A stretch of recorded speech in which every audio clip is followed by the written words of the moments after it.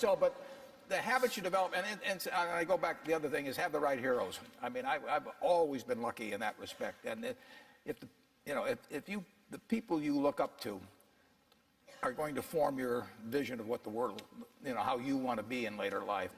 And I'll give you two pieces of advice. I'd invest as much in myself as you can. I mean, you're your own biggest asset by far. I mean, you've got all kinds of potential. All the people in this room, you're lucky to be in this country, gotten a good education, but most people go through life using up a very, very small part of their potential. And so anything you do that invests in yourself, that's the best investment you can possibly make. And then I would follow my passion. I mean, whatever turns you on. I was lucky. I found something early that turned me on. But you don't want to take a job just for the money.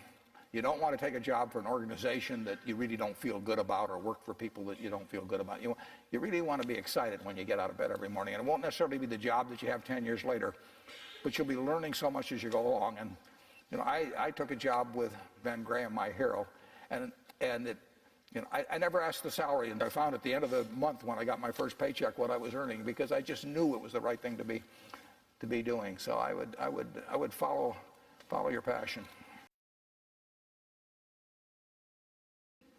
The worst investment I ever made? How long do you have?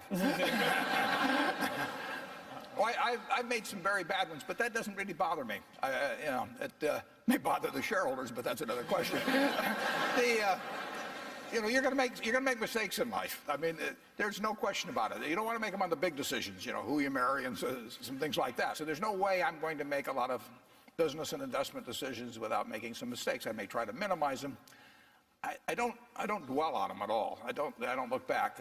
The biggest mistakes are the ones that actually don't show up. They're the mistakes of omission rather than commission. We've never lost that much money on any one investment, but it's the things that I knew enough to do that I didn't do. We have missed profits of as much as maybe $10 billion in things that I knew enough to do and I didn't do. Now, the fact I didn't buy Microsoft way back is not a foregone opportunity, because I didn't know enough to make that decision.